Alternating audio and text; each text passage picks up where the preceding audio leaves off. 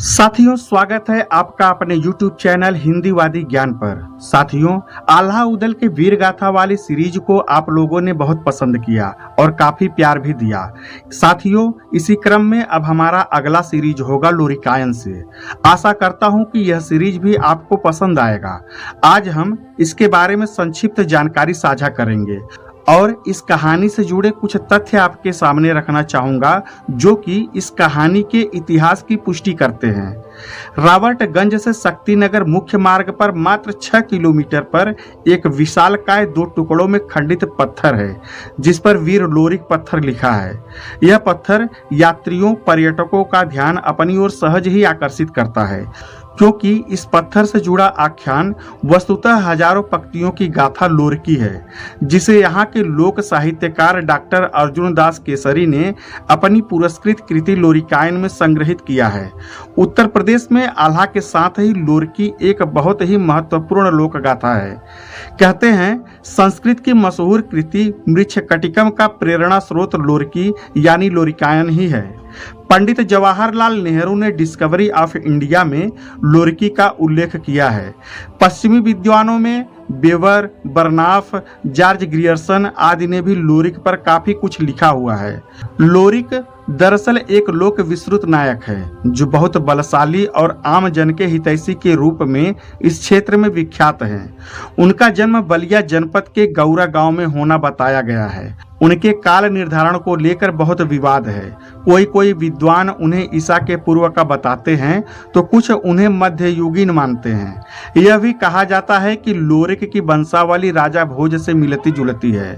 लोरिकायन पवारों का महाकाव्य माना जाता है और पवारों के वंश में ही राजा भोज हुए थे।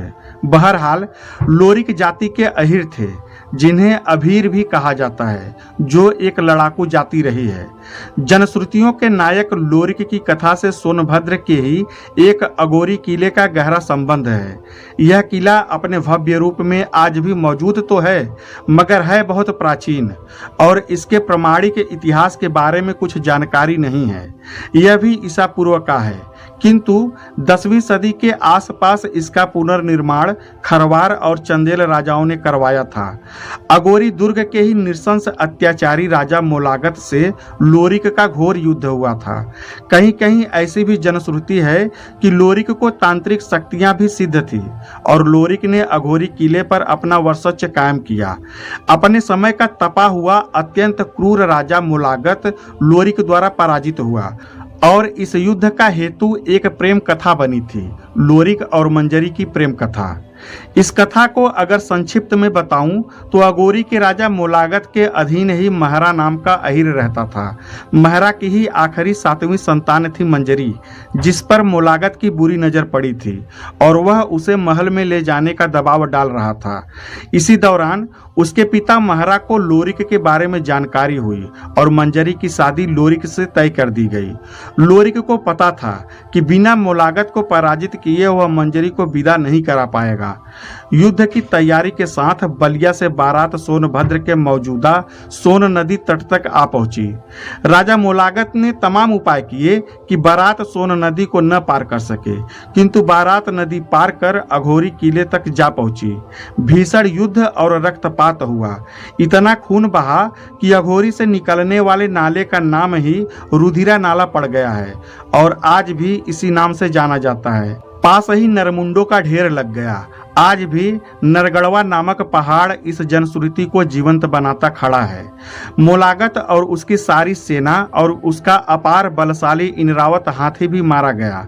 इनरावत हाथी का वध लोरिक करता है और सोन नदी में उसके शव को फेंक देता है।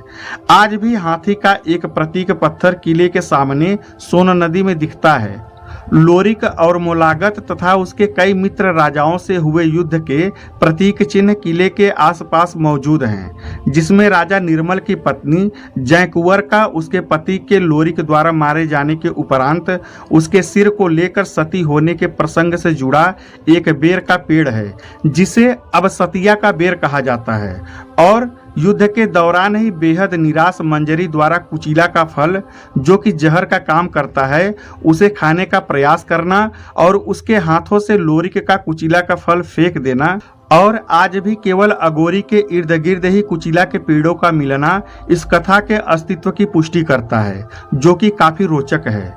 मंजरी की विदाई के बाद डोला मारकुंडी पहाड़ी पर पहुंचने पर नवविवाहिता मंजरी लोरिक के अपार बल को एक बार और देखने के लिए चुनौती देती है और कहती है कि वे अपने प्रिय हथियार बिजुलिया खांड, जो कि तलवार नुमा एक हथियार होता है, उससे एक विशाल शिलाखंड को एक ही वार में 2 भागों में विभक्त कर दे।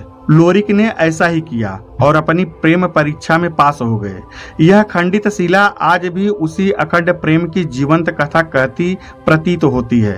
मंजरी ने खंडित शिला को अपने मांग का सिंदूर भी लगाया। यहाँ गोवर्धन पूजा और अन्य अवसरों पर मेला आज भी लगते हैं। लोग कहते हैं कि कुछ अवसरों पर शिला का सिंदूर चमकता भी है।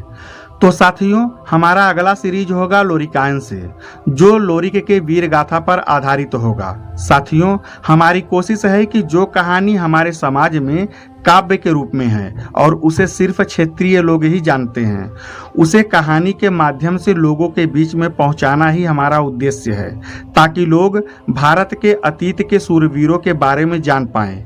तो साथियों, लोरिक के बारे में आपकी क्या राय है और इस उद्देश्य के बारे में आपकी क्या राय है? अपनी प्रतिक्रिया कमेंट बॉक्स में दें और ऐसे ही वीर गाथाओं को सुनने के लिए हमारे चैनल हिंदीवादी ज्ञान को सब्सक्राइब करें, वीडियो को लाइक करें और ज़्यादा से ज़्यादा शेयर करें। धन्यवाद। जय हिंद।